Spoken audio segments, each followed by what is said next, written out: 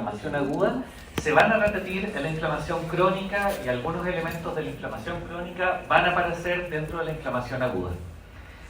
Y eso sucede principalmente porque tenemos que entender que el proceso inflamatorio no es algo tan secuencial. La verdad es que el proceso inflamatorio tiene que ver con algo más organizacional.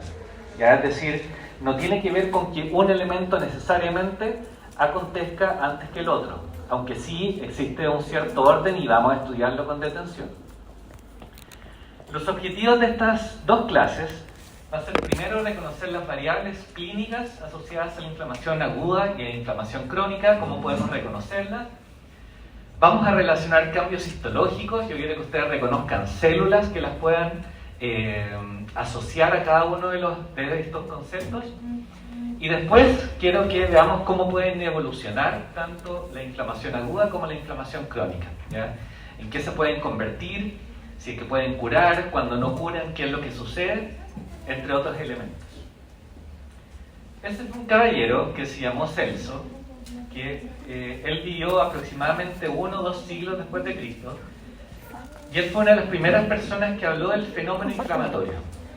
Pero obviamente que él hablaba del fenómeno como una cuestión, como una entidad netamente patológica, porque él asociaba, por ejemplo, la imposibilidad de moverse, el dolor, la astenia, algunos fenómenos sistémicos.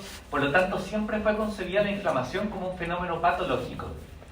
Yo les diría que ese concepto empezó un poquitito a cambiar, principalmente con el desarrollo de la inmunología, con el estudio de la inmunología. Y aunque ustedes no lo crean, esos son eventos relativamente recientes. Lo que se sabe hoy día de la inmunología, los grandes avances de la inmunología, principalmente están después de la aparición del VIH, y estamos hablando de eso hace no muchas décadas atrás, a principios de los 80 más o menos. Obviamente este caballero Celso no tenía idea tampoco que existían los microbios asociados al fenómeno inflamatorio. Por lo tanto, no podía asociarse también esta etiología como causante de esos males que él conversaba y hablaba. Hoy en día reconocemos que el fenómeno inflamatorio tiene que ver con un restablecimiento del equilibrio, ¿ya? Una pérdida del equilibrio por causa de una noxa y de la capacidad que tiene nuestro organismo para reaccionar frente a esta noxa, la intensidad, la importancia de eliminarla y cómo también resuelve después el daño ocasionado. Por lo tanto, hoy en día no solamente se considera que es esto, un restablecimiento del equilibrio, sino que también se considera que la inflamación es parte del sistema inmunológico, es decir, es parte también de nuestro sistema de defensa. Y vamos a verlo eso con mayor detalle cuando entiendan cuáles son las células que están involucradas en estos procesos. Y hay algunas, por ejemplo, y hoy ya me adelanto un poquitito a lo que viene más adelante, los linfocitos, que tienen roles muy importantes en la respuesta específica. Uno de los objetivos de la inflamación, del fenómeno inflamatorio, ya como una cuestión general, es llevar células y proteínas al lugar donde está sucediendo la noxa, ¿ya? Donde puede haber, por ejemplo, un microorganismo, o no todos los procesos inflamatorios son ocasionados por microorganismos. Hay algunos que son causados, por ejemplo, por fenómenos traumáticos, entre otros elementos, enfermedades autoinmunes. Yo no sé si ustedes han visto alguna vez ese gráfico, ese dibujito, que es un clásico de las clases de inflamación, donde ahí se indican cuáles son los elementos más importantes, ¿ya? El calor, el aumento de la temperatura, ¿cierto?, que puede ser local como sistémico, el rubor, ¿cierto?, que tiene que ver con el enrojecimiento tanto de la piel como de las mucosas, la tumefacción, que es el aumento del tamaño, muchas veces condicionado por el edema que se produce localmente, el dolor y la pérdida de función. Generalmente la pérdida de función ya está asociado ya con fenómenos crónicos que llevan larga data, pero esos son los pilares básicos de la inflamación, y vamos a ver cuáles son los elementos celulares y también en términos de proteínas que producen estos fenómenos. Este, por ejemplo, es mi pie, ¿ya? Una vez fuimos aquí con la gente de patología, ustedes conocen a la profe Monse y a la profe Andrea, que trabajan ahí conmigo en el departamento. Fuimos una vez a un congreso y yo llevaba las maletas y me caí de una escalera. Y miren cómo quedó mi piel. Y eso fue como a los 3 días después. Miren, a la semana me contaron. Y yo porfiado, no quise ir al médico. Bueno, al final igual terminé con una especie de botín. Pero ahí están todos los elementos de la inflamación, ¿cierto? Aumento de temperatura, fíjense ahí. La coloración, ¿cierto? Que fue cambiando de un color rojizo, y eso vamos a ver por qué sucede esto. El color rojizo pasa a un color azulado. La impotencia funcional, porque obviamente yo no podía caminar bien ni podía correr, que yo pretendía correr además en esos días. Pero ahí están todos los elementos para que vayamos ahora especificando por qué ocurre cada uno de estos. Bueno, ¿cómo se manifiesta una respuesta inflamatoria? Como yo les comentaba, primero con una afección local. Dependiendo de la intensidad de esta afección y dependiendo también de nuestra propia capacidad defensiva, puede esto tornarse una afectación sistémica. Eso va a depender, entre otras cosas, por ejemplo, del estado inmunológico de los pacientes. Y obviamente que eso va a determinar que tenga más o menos consecuencias a nivel orgánico. La respuesta inflamatoria puede además observarse a través de alteraciones en los exámenes de laboratorio. Y por eso es tan importante solicitar exámenes de laboratorio cuando nosotros estamos evaluando un cuadro inflamatorio. Leucocitosis, leucopenia. ¿Saben a qué se refieren esos dos conceptos? ¿Qué es la leucocitosis? La leucocitosis se refiere al aumento del número de leucocitos. Y muchos de los cuadros que son inflamatorios con etiología infecciosa producen este cuadro porque nuestro organismo de alguna manera sobrereacciona y comienza a producir más leucocitos para poder atenuar la etiología. Y la leucopenia quiere decir una disminución del número de, pueden ser linfocitos, pueden ser de toda la serie blanca, y que puede estar en relación, por ejemplo, con un cuadro de inmunosupresión. Enfermedades de inmunosupresión, ya mencioné el VIH, ¿cierto? Que es de las clásicas y uno sabe que una de las características que presenta esta enfermedad, y después yo puedo compartir unos artículos después de eso con ustedes, es la disminución del número de linfocitos TCD4. Y ahí vamos a explicar bien cuál sería la función de estos linfocitos dentro de este cuadro inflamatorio. Y todos esos fenómenos, ¿cierto? Como la astenia, la dinamia, ¿cierto? ¿Alguno de ustedes le dio COVID? ¿Alguna de ustedes? Bueno, a mí me dio hace como 3 semanas y yo tenía esta cuestión de la dinamia, ¿no? Que no tenía ganas de moverme, estaba casi como una incapacidad de moverme, con mucho sueño, una astenia que tiene que ver, ¿cierto? con la disminución o la baja del estado anímico, la anorexia, anorexia no tuve eso, sí. Baja de peso, bueno, estos son elementos que son sistémicos que pueden estar asociados con cuadros inflamatorios. Bueno, ¿por qué yo les dije que no quise dividir esta clase como primera parte aguda y segunda parte crónica? Porque la verdad es que debemos entender esto como un proceso más que secuencial que tiene que ver con una organización. Sin embargo, hay diferencias. Y a mí me gustaría preguntarles, antes de que empezásemos así con el detalle de cada una de estas instancias, ¿cuáles se les ocurren a ustedes que podrían ser las diferencias entre una inflamación aguda y una inflamación crónica? La crónica nunca terminó. ¿Cómo? Muy bien. El tiempo, que es una de las principales. Ahora, al respecto del tiempo, no hay tampoco un consenso para decir, miren, hasta aquí llega la inflamación aguda y hasta aquí llega la inflamación crónica. Porque en algunos cuadros inflamatorios empiezan a aparecer elementos crónicos antes que en otros. Pero se estima, y esa es una de las principales diferencias, que una inflamación netamente aguda, con elementos propios de la inflamación aguda, duraría hasta unas 72 horas. Eso de todas maneras está en discusión y hay algunos relatos que indican que eso podría durar algunas semanas, inclusive. Pero insisto, eso va a depender del tipo de tejido al cual afecte. Después de esas 72 horas, la tendencia o lo natural es que el tejido repare. Ya si tenemos un daño tisular o una etiología infecciosa, la idea es eliminarla e intentar que esto repare, lo cual no siempre se logra. En una primera instancia, independiente de la etiología, sea infecciosa, que sea traumática, que sea relacionada con una enfermedad autoinmune, por ejemplo, la primera respuesta, es decir, la aguda, es más o menos estereotipada e inespecífica. ¿Qué quiere decir esto? Que desarrolla un cuadro muy semejante e independiente del factor etiológico. ¿Y por qué sucede esto? Y vamos a entenderlo así. Porque los elementos que participan, tanto celulares como proteínas, son los mismos. Y después del proceso reparativo, o cuando el proceso agudo se vuelve crónico, es cuando aparecen características específicas de cada una de las etiologías que causó la inflamación. Pero en la primera instancia, si en una primera etapa, especialmente en estas primeras horas, los procesos son muy parecidos y cursan con el dolor, el enrojecimiento y todo lo que yo les mostré ahí que estaba pasando en mi pie. Y en este proceso participan vasos sanguíneos, participan vasos linfáticos, mediadores solubles y células, y las vamos a ver ahora a continuación. Lo que yo les comentaba, ¿por qué es estereotipada? Porque los factores, las vías que participan son comunes y en un principio actúan en forma secuenciada, hasta que empiezan a aparecer elementos de la cronicidad que lo vuelven un proceso de carácter más organizacional. Estos son elementos que ocurren dentro del proceso inflamatorio y son fundamentales para que ocurran.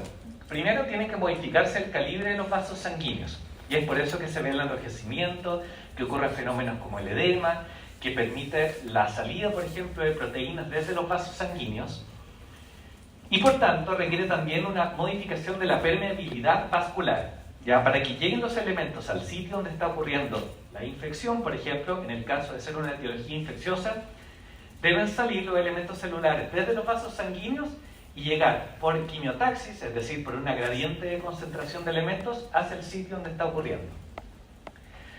Y va a modificarse la distribución de los leucocitos en los tejidos, ¿ya? Y esto es porque generalmente están en los tejidos, en un tejido que no está con una éstasis sanguínea, es decir, no está condensado, pero a la medida que empieza a perderse contenido a partir de los vasos sanguíneos, se va condensando, y ese fenómeno lo vamos a explicar ahora a continuación.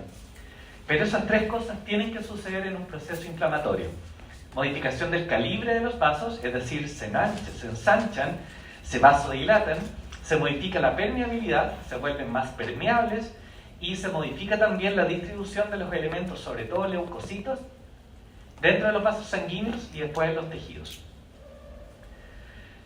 Bueno, ahí tenemos uno de los mediadores que vamos a estudiar, que es la histamina, que en general los mediadores que actúan en la inflamación tienen una vía corta, son rápidamente inactivados, porque para permitir un proceso reparativo necesitan ser inactivados o inhibidos. De hecho, hay algunas células que deben durar un tiempo acotado, porque si permanecen ahí, perpetúan el proceso inflamatorio. Creo que estas diapas hay algunas que quizás no aparezcan en lo que les envió Gabriel, pero yo igual se las voy a enviar de nuevo, ya para que la tengan, esta versión definitiva. Lo que yo les comentaba, estos mediadores no actúan necesariamente simultáneamente, van apareciendo en la medida que aparezcan algunos elementos celulares también, y pueden activar, amplificar o inhibir funciones celulares. Vamos a suponer, ustedes conocen ya de histología, ¿cierto? Un epitelio afuera, arriba, en la superficie, y abajo un tejido conjuntivo más o menos denso. Imagínense que ustedes un día se pinchan así con una astilla, con un cuchillo o algo así. Van a ocurrir dos fenómenos de forma simultánea. Primero, hay un rompimiento de vasos sanguíneos. Pero también cuando uno se pincha o cuando uno se clava algo, la verdad es que tampoco uno se clava con algo estéril. Generalmente viene asociado a microorganismos o bacterias que estén en esa superficie. Por lo tanto, ya tenemos dos agentes que están provocando una injuria, ¿ya? En términos físicos y en términos microbiológicos. Y eso va a desencadenar que una serie de células comiencen a actuar. ¿Reconocen esas células? Ese es un macrófago. Ya, bueno, no todos lo dibujan igual, pero es un macrófago, que es una de mis células favoritas. Tengo mucho cariño a esa célula. Una vez yo leí tanto de macrófago que me regalaron unas copas de macrófagos. Sí. Lo que pasa es que el macrófago cumple muchas funciones y ustedes van a ver a lo largo de esta clase. Pero una de sus principales es reconocer antígenos y después presentarlos a linfocitos T para que ocurra una respuesta específica. Entonces siempre están por ahí cerca de la superficie. En una primera instancia, pues vamos a ver que cumple otras funciones. Ahí hay otros macrófagos. Hay mastocitos también que liberan histamina. Los mastocitos, por ejemplo, están asociados a los procesos de hipersensibilidad. ¿Alguno o alguna de ustedes es alérgico a alguna cosa? ¿Usted aquí es alérgica? Ya, al polvo, por ejemplo. ¿Qué le pasa a usted cuando respira polvo a ácaro? Parece que es como la caca del ácaro la que provoca la alergia. Usted empieza a moquillar, ¿cierto? Estornudo, moquilleo. Y eso ocurre porque sus mastocitos que están en la mucosa se degranulan y degranulan histamina, que vamos a ver cuál es la función que tendrían en el proceso inflamatorio. Y eso provoca de que usted elimine, para eso uno empieza a moquillar, ¿no? Para eliminar los elementos que el cuerpo considera potencialmente que podrían provocar alguna alteración en su organismo, ¿cierto? Por eso tú los eliminas. Pero además la alergia, por ejemplo, está asociado a fenómenos como la broncoconstricción, ¿ya? Y por eso es que podrían llegar inclusive a ser graves dependiendo de la susceptibilidad que tú tengas. Ahí tenemos otro. Hay una serie de elementos que son secretados por estas células que van a determinar que se produzcan fenómenos vasculares, por ejemplo, importantes. Hay otros más. Y van a tener un rol fundamental en los vasos sanguíneos. Ahí tenemos un vaso sanguíneo que además va a permitir de que lleguen a ese lugar células, por ejemplo, como... ¿Conocen a esas células? ¿Ahí? Yo tengo que ocupar esto porque me lo compré para hacer clase, me lo compré justo antes de pandemia y no busqué poder hacer una clase. Así que tengo que ocupar mi puntero. Así que lo voy a usar para la clase. ¿Saben lo que es eso? ¿Saben qué célula es? Un neutrófilo. Un neutrófilo. Tienen que llegar al sitio de la acción. Vamos a ver después qué es lo que hacen los neutrófilos específicamente en la respuesta aguda. Y después, en una etapa ya un poco posterior, más específica podríamos decir, linfocitos y plasmocitos. Así se ven. Ya después les voy a mostrar unas placas histológicas que se pueden... Bueno, y en eso nos entretenemos los patólogos buscando estas células en los cortes. Bueno, ya dijimos que el fenómeno, además, el fenómeno vascular del rompimiento vasosanguíneo va a determinar de que ocurran otros fenómenos que vamos a explicar más adelante. Pero que, entre otras cosas, va a permitir de que algunas proteínas que están inactivas en el suero se activen en contacto con elementos que están en el espacio extracelular. Bueno, ahí está el vaso sanguíneo, ¿cierto? Que experimentó... yo les dije que estamos hablando ahora solo del fenómeno traumático del rompimiento de vasos sanguíneos. Va a provocar una hemorragia y se van a poner en contacto moléculas del circulantes con otras del tejido extravascular. Ahí, por ejemplo, ¿ustedes han escuchado hablar de la cascada de la coagulación? Bueno, vamos a hablar ahora de la cascada y voy a intentar explicarlo de una manera más simple porque yo me acuerdo que cuando tuve que estudiar esto lo encontraba muy complicado y espero que les ayude la forma en que yo me lo aprendí. Entre otras cosas, una de las proteínas que está inactiva en el suero, pero se activa en el momento que sale, ¿cierto?, hacia el espacio extracelular, es la proteína número 12. Así se llama y no sé por qué tiene ese nombre. Ya alguna vez alguien la secuenció y la número 12 es la que se activa. Y esta proteína activada tiene la capacidad de, a su vez, activar dos sistemas: la cascada de la coagulación y la cascada de las ciminas. Y cada una de ellas cumple funciones importantes. Vamos a ver cuáles son. Entonces, la cascada de la coagulación, la principal función de esta cascada es que finalmente se produzca fibrina. ¿Y para qué tenemos que producir fibrina? Para restablecer el contenido de los vasos sanguíneos. Yo les acabo de decir que los vasos sanguíneos se rompen y para devolverle la funcionalidad y la estructuralidad a los vasos es necesario que la fibrina tape estos orificios, ¿ya? Que revuelva, que establezca nuevamente la conformación natural. Por lo tanto, la finalidad de la cascada de la coagulación es producir fibrina. Sin embargo, y vamos a ver que esto es un proceso que este sí que es secuencial, donde van ocurriendo y se van formando y activando otros elementos como por ejemplo la trombina. Y la trombina, ya que es uno de los elementos que está dentro de la cascada de la coagulación, a su vez tiene funciones vasculares y permite, entre otras cosas, que los polimorfos, que muy bien ustedes lo reconocieron, se adhieren a las paredes de los vasos sanguíneos y una vez que ocurra una inflamación o una infección pueda salir y llegar al sitio donde es necesario. Pero además, el sistema, esta proteína número 12, además de activar la cascada de la coagulación, al mismo tiempo activa el sistema fibrinolítico. Y el sistema fibrinolítico tiene la función de impedir de que se forme tanta fibrina, porque yo les dije que esto es un proceso de equilibrio. Está bien que se produzca fibrina, pero a veces el mismo organismo produce fibrina en forma exagerada. Por lo tanto, esta misma proteína 12, así como activa la cascada de la coagulación, tiene que activar el sistema fibrinolítico para destruir la fibrina que esté formándose de más. Pero el sistema fibrinolítico, que también tiene varias moléculas en el proceso, digamos, de activación, por ejemplo, la plasmina. Y la plasmina, así como los fibrinopéptidos, son elementos que participan, por ejemplo, en la activación y en la vasodilatación. La plasmina, en específico, es la que destruye la fibrina que está de más. Pero los fibrinopéptidos, que también pertenecen a este sistema fibrinolítico, tienen la capacidad de tener un rol en los vasos sanguíneos y permitir la vasodilatación. O sea, estos dos sistemas funcionan en conjunto, pero el producto final, en un caso la fibrina y en el otro la plasmina, tienen funciones antagónicas. Uno produce fibrina y el otro la destruye. ¿Ya? ¿Hasta ahora estamos bien? Bueno, y así me aprendí la cascada de la coagulación. ¿Ya? ¿A ustedes les gusta el fútbol? Un poquito. Bueno, ¿saben más o menos cómo se distribuyen los números dentro de una cancha? Que eso sirve, ¿no?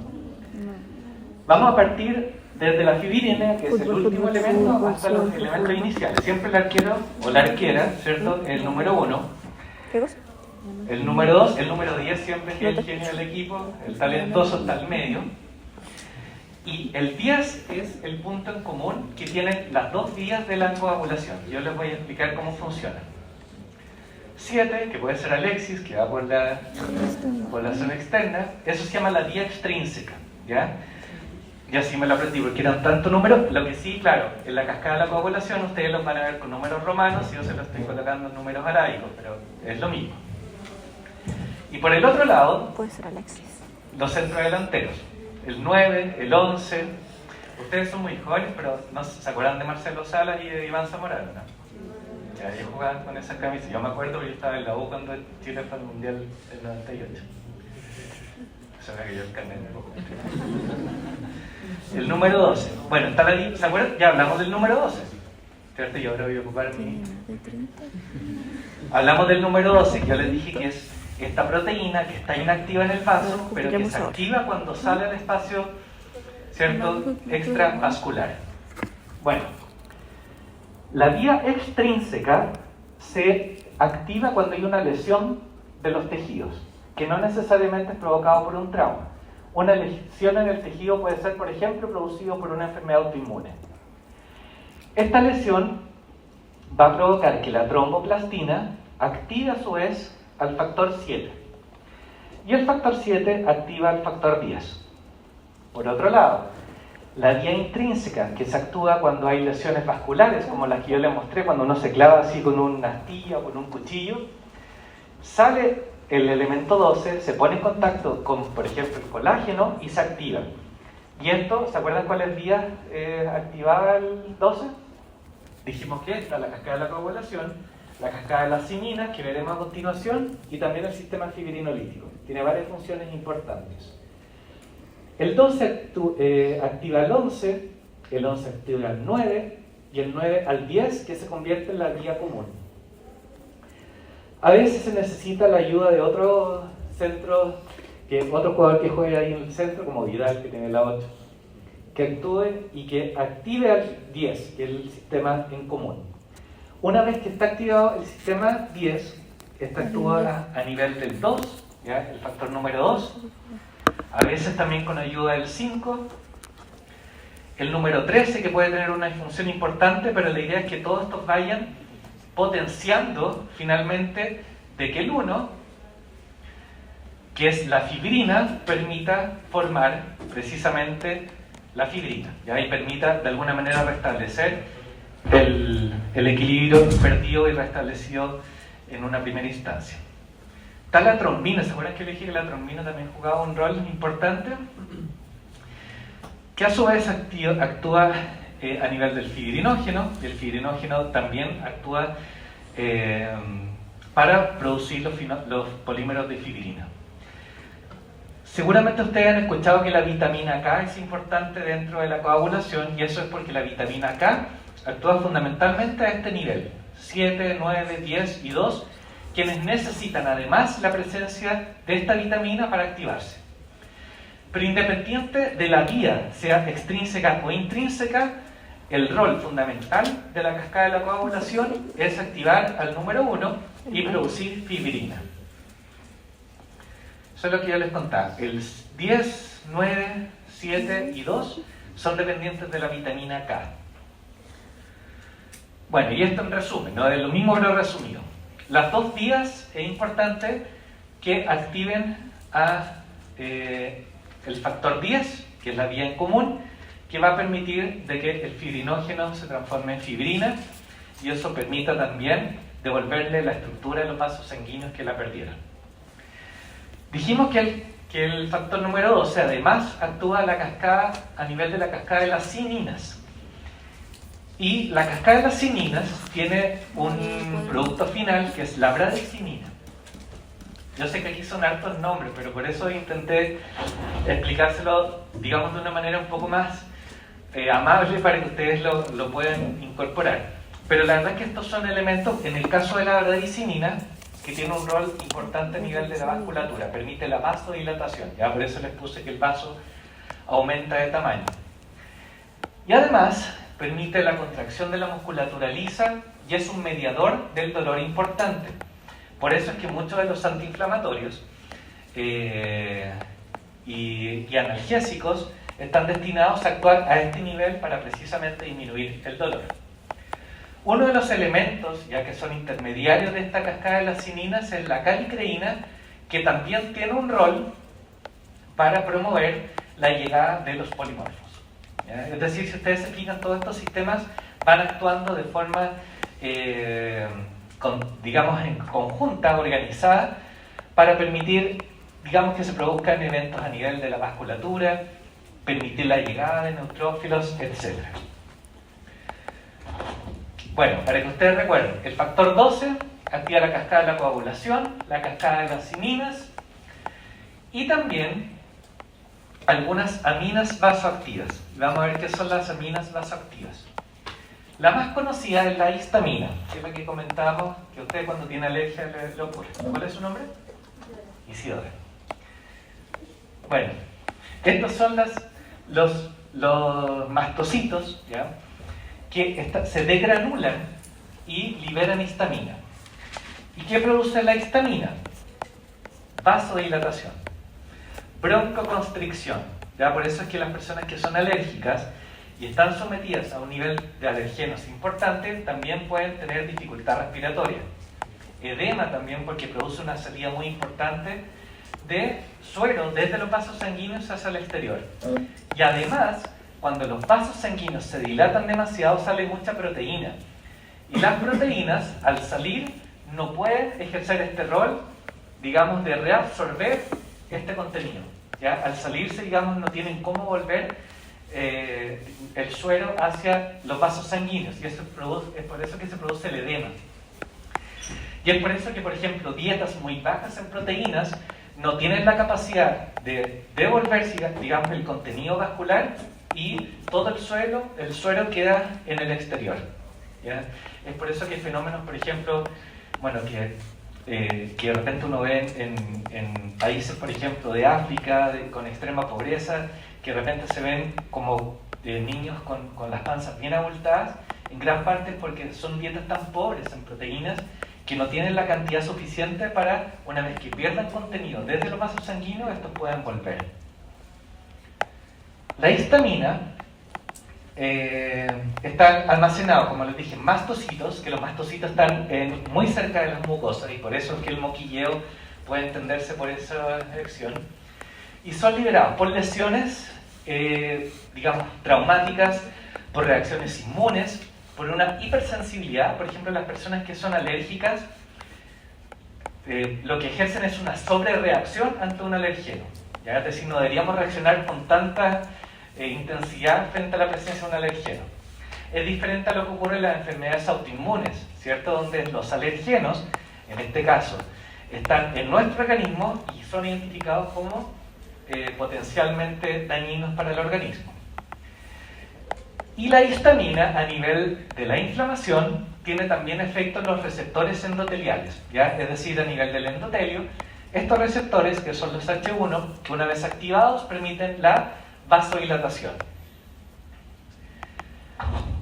Bueno, ustedes ya tuvieron las clases como de hipersensibilidad y reacciones autoinmunes, tipos de hipersensibilidad, ¿todavía no lo han tenido en inmunología? Bueno, pero es importante ya que sepan que la histamina cumpliría un rol muy importante, sobre todo en la hipersensibilidad. Ahí les puse, ¿ven? Esto ocurre fundamentalmente con la unión de anticuerpos, digamos que se depositan en las superficies de los mastocitos y permiten la degradación de estos mediadores de la inflamación. Y explica los fenómenos alérgicos. Hasta ahí harta información, pero vamos bien. Cualquier cosa me van diciendo, por favor. Yo encontré que esto era muy raro. Yo la primera vez que tuve una clase de inflamación casi muero. Dije no.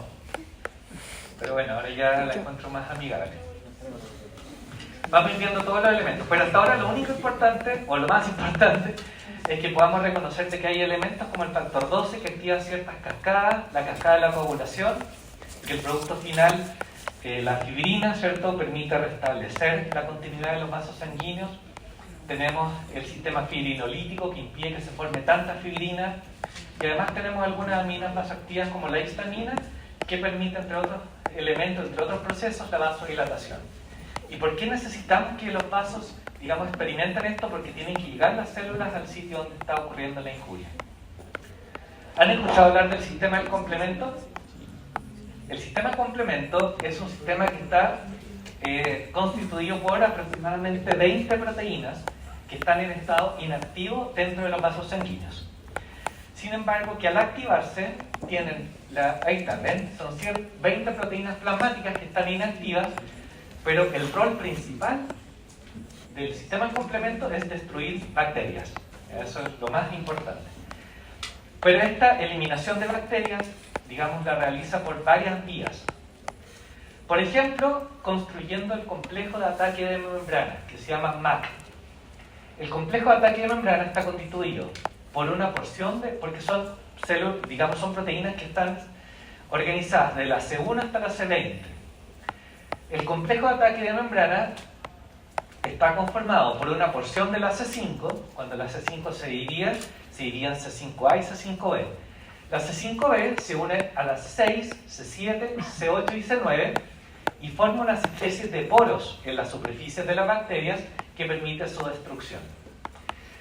Y por otro lado, ¿cómo funciona también el sistema del complemento? A través de la opsonización.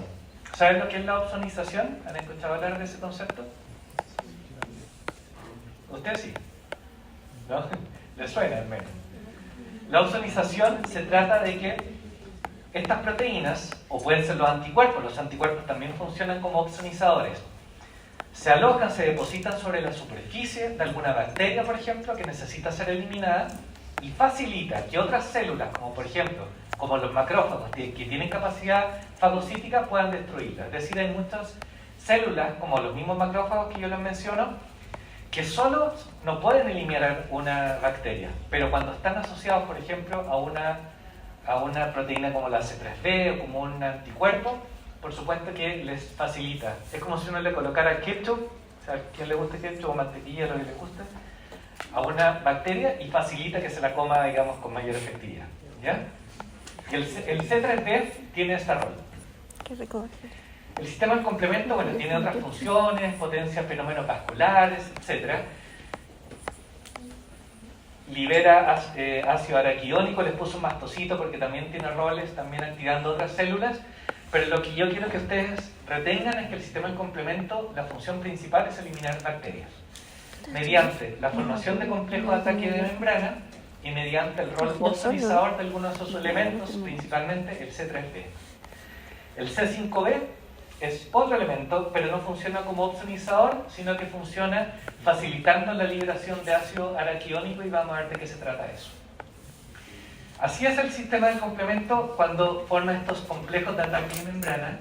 En la membrana celular se une el C5b, lo ven arriba, con el C6, C7, C8 y C9, y el C9 se abre y forma poros, y así es un poro, ¿ya? Un poro grandote, y las bacterias se revientan prácticamente porque se les abre un poro y eliminan todo su contenido que hay adentro. Entonces el sistema de complemento forma este ataque, este complejo de ataque que se posiciona en la periferia, abre los poros y la pobre bacteria revienta. La muerte de la bacteria es muy terrible, pues la muerte es más, pero sí. Bueno, ¿cómo funciona el sistema de complemento? Mediante la opsonización. Ahí tienen el C3b, yo les dije que juega un rol de opsonizador, y permite, por ejemplo, ahí tienen abajo, ¿cierto?, el microorganismo. Al adherirse a la superficie del microorganismo, permite que otra célula con capacidad fagocítica lo pueda eliminar con mayor facilidad, ¿ya? Acuérdense siempre que la opsonización es como el ketchup. No le digan a los profes de inmuno, si no se van a enojar con eso. La estimulación de células inflamatorias, porque por ejemplo el C3, ¿ya? El C3 cuando se iría, el C3b funciona como opsonizador, pero el C3a, así como el C5a, estimulan las reacciones inflamatorias a nivel, por ejemplo, de los polimorfos. Estimulan los polimorfos para que estos tengan también mayor posibilidad de eliminar bacterias. Y también está esta citólisis mediada por el sistema del complemento. Ya dijimos que el sistema del complemento, el C5b con el C6, C7, C8 y el C9, abren estos poros y todo el contenido de la bacteria se pierde y finalmente muere. Los derivados del ácido araquiónico que yo acabo de mencionar, ¿cierto?, que una porción del C5 tiene una función a este nivel, tienen también roles a nivel de la vasculatura.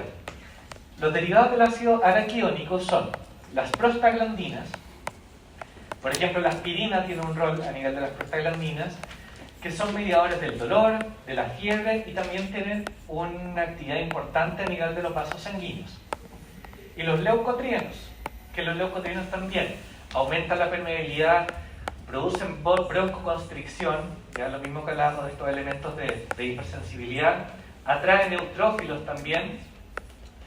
Y los derivados del ácido araquiónico, y por eso les puse arriba esa membrana fosfolipídica, aparecen cuando se desprende esta membrana, es decir, muchas veces cuando ocurre la muerte celular, y por eso es que tiene una acción más tardía, no aparecen tan tempranamente como la histamina, pero también tienen un rol en la vascularización y permiten la llegada de linfocitos.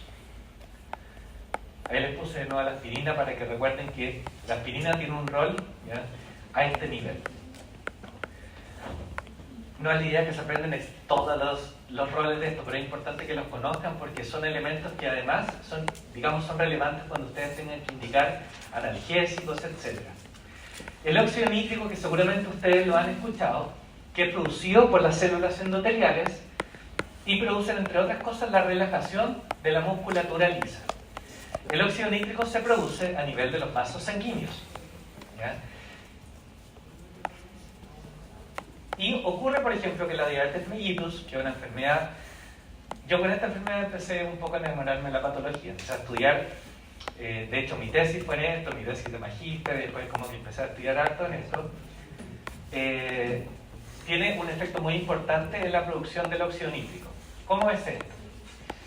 ¿En qué consiste la diabetes mellitus? Así, básicamente, ¿no?, vamos a hablar de eso en el segundo semestre, así que no voy a darles spoiler de lo que vamos a hablar después. Pero la diabetes mellitus fundamentalmente impide que nuestras células puedan metabolizar la glucosa, que es la principal fuente de energía, como precisamente la principal fuente energética y que permite el metabolismo celular.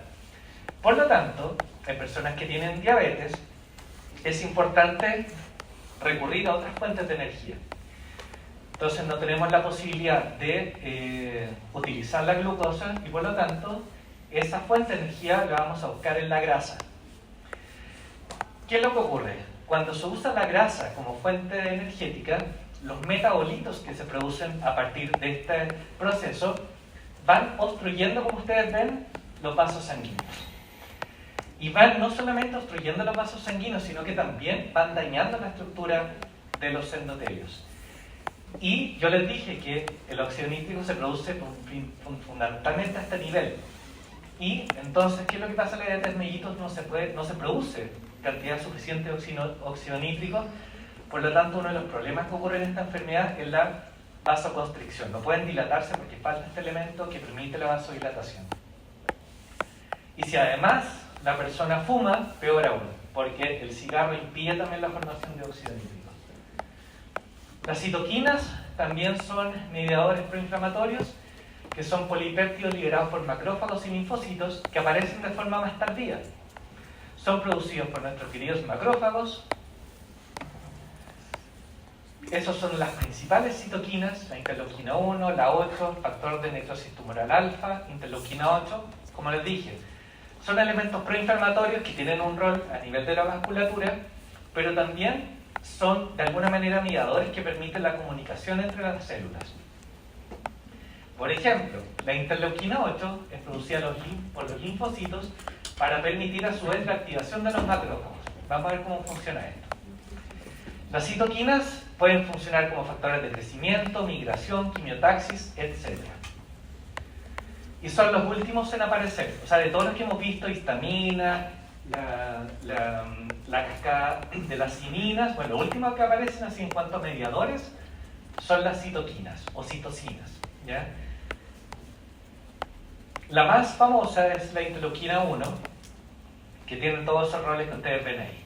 Actúa sobre endoteliocitos, estimulando la formación de óxido nítrico, estimula la expresión de moléculas de adhesión, permite la migración celular, principalmente de los polimorfos, estimula la actividad de los fibroblastos, eso queda en una etapa más tardía porque necesitamos fibroblastos para los procesos reparativos, etc. Es producido por nuestros macrófagos. Bueno, ¿cómo la respuesta inflamatoria, con todo lo que hemos visto, es capaz de eliminar agentes injuriantes? Quedan 5 minutos y hacemos el break. Bueno, principalmente, por ejemplo, si tenemos una etiología bacteriana asociada con la aparición de la inflamación, ya vimos el complejo ataque de membrana, que es importante, que es producido, ¿cierto?, por elementos del sistema del complemento, y los polimorfos. Los polimorfos son las principales células asociadas a la inflamación, sobre todo aguda. ¿Qué hacen los polimorfos? Son células móviles que son atraídas por C5A. ¿Se acuerdan de C5A? ¿De dónde venía? Del sistema del complemento. Por productos bacterianos. Los polimorfos tienen una capacidad muy buena, porque cuando ustedes estudian más profundamente, por ejemplo, inmunología, van a fijarse que todas las células de nuestro cuerpo tienen en la periferia unas moléculas que se llaman MHC. MHC de tipo 2. Y que eso les permite ser reconocidas como elementos, digamos, son reconocidas como de nuestro organismo. Es una especie como de pasaporte universal que todas nuestras células tienen. Y los polimorfos andan en busca de esos elementos para reconocer a las células propias. Y cuando reconocen que hay por ejemplo, una célula que no tiene este pasaporte, la eliminan. ¿Ya? O sea, el pasaporte no puede. Y es muy triste, por ejemplo, en el VIH, cuando los linfocitos T, que son propios de nuestra estructura, el virus convence a los linfocitos T de que no exprese estas moléculas de MHC. Y al no expresarlas, cuando se encuentran con un polimorfo, ahí ven qué pasa. Y al polimorfo le dicen su pasaporte, no tengo, lo siento. Y por mucho que le llore el linfocito, no le aguanta. Es muy triste. Los polimorfos poseen gránulos, tienen un contenido enzimático muy importante. Los polimorfos están asociados, por ejemplo, a los abscesos. ¿Ya? Cuando ustedes vean una espinilla, eso está lleno de polimorfos, algunos muertos, algunos no.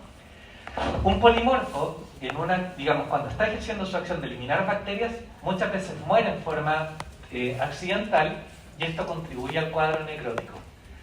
El polimorfo, además, puede ayudarse por la opsonización. Por ejemplo, IgG, que es un anticuerpo que sirve de opsonizador, que le gusta el polimorfo, le gusta el sabor que tiene y les ayuda a eliminar bacterias. ¿Y cuál otro elemento que yo dije que funcionaba como opsonizador? ¿Se acuerdan del complejo de ataque de membrana? C3b. Ahí está C3b. Entonces, ¿el polimorfo elimina bacterias por sí solo? Sí. Pero si además le ponemos C3b y si además le ponemos a veces IgG, que es un anticuerpo, facilitamos este proceso. Y los macrófagos, que vienen de los monocitos, y una vez que salen de la circulación, adquieren características propias que duran más que un polimorfo porque tienen otras funciones, pero también pueden tener un rol a nivel de la fagocitosis de microbios. También pertenecen a la primera línea defensiva, pero ellos sí necesitan opsonizadores. Ellos no pueden ejercer su función solas, así o solos, porque necesitan de la opsonización. No es como los polimorfos que a veces, inclusive sin opsonización, igual se largan a la guerra, algunos mueren. Esto es lo que les dije para que nos vaya a servir ahora la segunda parte de la clase, ¿ya? Porque yo sé que es medio denso esto, pero la segunda parte es un poquitito menos. Esto es una organización, no es una secuencia. Sale líquido y proteínas. En la medida de que vaya saliendo, en la medida que, digamos, ocurra esta vasodilatación y salgan, digamos, el contenido del suero hacia el exterior, obviamente que se va produciendo un enlentecimiento del flujo sanguíneo, porque tenemos vasos más grandes, tenemos menos contenido líquido, se salieron proteínas, por lo tanto se van concentrando principalmente los eritrocitos y también otras células.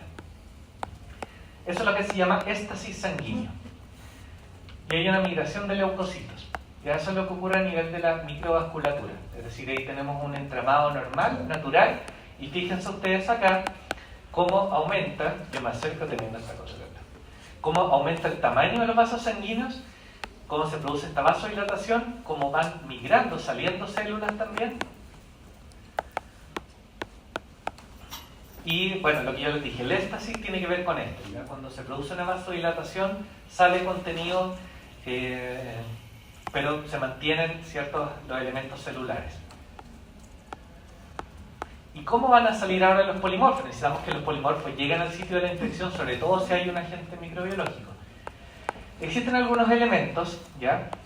El desplazamiento siempre se desplaza a través de una gradiente de concentración, donde está ocurriendo la infección, donde ya nosotros nos pinchamos con el cuchillo, por eso les mostré esa imagen inicial. Se está produciendo una serie de liberación de elementos, histaminas que ustedes ya vieron, sistema del complemento, y todo eso atrae a los polimorfos. Pero el polimorfo, como se está produciendo este éstasis sanguíneo, se va colocando en la periferia de los vasos sanguíneos y ocupa elementos propios, por ejemplo eso, el FA1,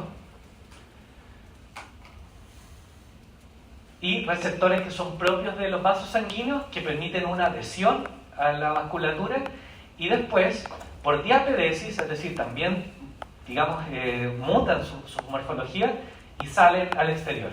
Y una vez que salen, se produce este desplazamiento a través de una gradiente de concentración hacia donde está ocurriendo la noxa.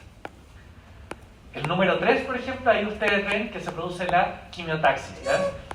Primero se adhiere a los vasos sanguíneos, después cambia su morfología por diapedesis y a través de la quimiotaxis llega al sitio donde se necesita. Fíjense acá en ese cuerpo histológico donde los polimorfos están todos localizados en la periferia, ¿cierto? Que es bonito, yo lo encuentro bonito. Los patólogos nos gustan esas cosas. Y el esquema de la reacción. El edema se produce principalmente porque hay aumento de la presión hidrostática que permite la salida del contenido, aumento de la permeabilidad de los vasos y la disminución de la presión oncótica porque se pierden proteínas en este proceso. Eso solamente lo voy a dejar para que, de hecho está ahí en el PDF, para que entendamos por qué todo este proceso que está relacionado con edema, con vasodilatación, tiene un efecto tanto en el dolor local como en la impotencia funcional. Y ahora sí, vamos a hacer un break y volvemos en 15 minutos.